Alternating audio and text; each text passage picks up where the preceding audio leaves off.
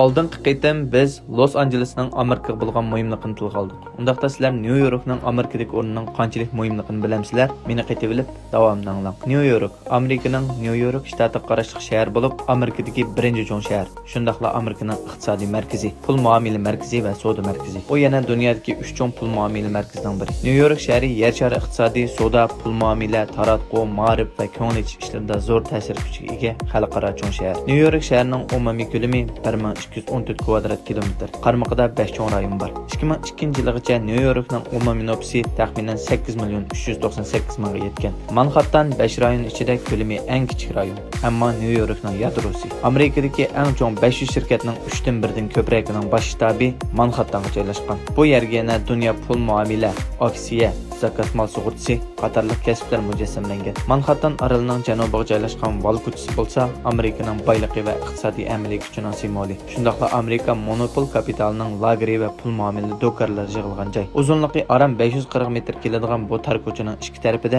2900 dan ortiq pul muomala apparati bor. Dangliq New York aksiya birjasi va Amerika aksiya birjasi mushu yerda ta'sis qilingan. Uningdan boshqa yana New Yorkdagi dangliq Imperiya binosi, Birlashgan Davlatlar Tashkilotining bosh shtabi, cho'ng shahar san'at muzeyi, cho'ng shahar opera teatrxonasi qatorliq joylar Manhattanga markazlashgan. New York bir jalb qilish kuchiga ega shahar. Uningga kishilar avvat, qalaymaqon, moda, so'g'uq, boy, qadimiy degandek baholarni bergan. Bu baholar ichidagi har bir so'z bu shaharning o'zgacha aloyiligiga vakillik qiladi.